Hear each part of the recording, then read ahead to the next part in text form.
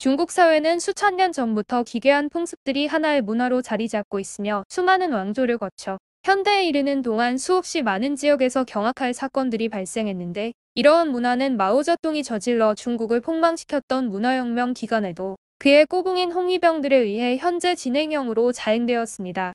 문화혁명 초기 북경대학 재학생들이 주체가 되어 시작된 집단인 홍위병들은 시간이 지나면서 심지어 어린 초등학생들까지 가세하여 이들의 규모는 중국 전역에서 수를 헤아리기 힘들 정도로 거대해졌고, 세상을 이해하지도 못한 어린 홍위병들은 단지 분위기에 휩싸여 인간이 할 수 있는 흉악하고 구역질 나는 모든 만행을 일말의 가책도 없는 가운데 즐기듯 저질렀습니다. 이런 만행들 중 가장 극악무도한 짓거리가 살인이라고 생각하지만, 실은 그보다 훨씬 끔찍한 행위가 여러 곳에서 자행되었었는데, 그것은 놀랍게도 자기들이 살해한 반동 분자들의 시체를 굽거나 삶아서 먹어버렸던 사건이라는 것에 세상 사람들을 충격에 빠뜨렸었죠. 홍위병들이 저질렀던 이 사건은 누구나 다 알고 있던 비밀이었고, 이 사건이 시작된 것은 문화혁명이 시작된 후 거의 1년이 지났을 무렵 중국 남부 지역의 한 학교에서였는데, 이때 홍위병들은 중국 전역을 휘젓고 다니던 시절이었기 때문에 누구든 자신들의 비위에 맞지 않으면 반동분자라는 멍해를 씌워 잔인하게 살해해 버릴 수 있었는데, 문제는 살해 후 그 시체를 그냥 버리거나 묻어 버리지 않았다는 거죠.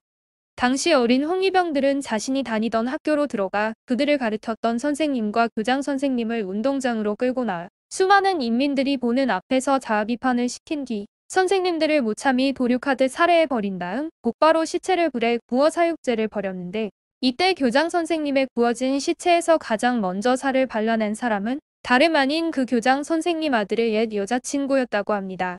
그녀가 그런 행동을 하게 된 것은 반동으로 몰려 살해당한 교장 선생님 아들과 자신이 한때 연인 관계였기 때문에 혹시 자신에게도 해가 들이닥칠지도 모른다는 공포 때문에 자신은 이들과 전혀 다른 마오쩌둥의 공산당에 충성하는 사람이라는 것을 그들에게 보이기 위함이었죠. 이러한 광란의 행위는 문화혁명이 시작된 1966년 이후부터 마오쩌둥이 황천길에 접어든 1976년까지 지속적으로 행해졌었고, 문혁 기간 동안 마오쩌둥과 옆에 붙어먹던 고위급 간부들이 부르주아급 계급에 속한 반동분자들을 중국 사회에서 삭제해 버리라는 지시를 지속적으로 하자 공산당 간부들이 주축이 되어 관영식당에서 그 반동분자들의 살점으로 조리한 요리를 내놓기까지 했다고 합니다. 세계 여러 지역에서도 이런 행위가 있었지만, 중국에서 홍위병들이 저지른 이같이 인간을 잔인한 방법으로 살해한 다음 매번 가슴을 도륙하여 심장과 간을 빼내어 먹어버리고, 다른 한편에서는 나머지 살덩이를 발라 먹어버리는 악마와 같은 행위를 한 경우는 거의 없었고, 있었다 해도 미친 인간에 의해 저질러졌던 한 번 정도의 행위였었죠.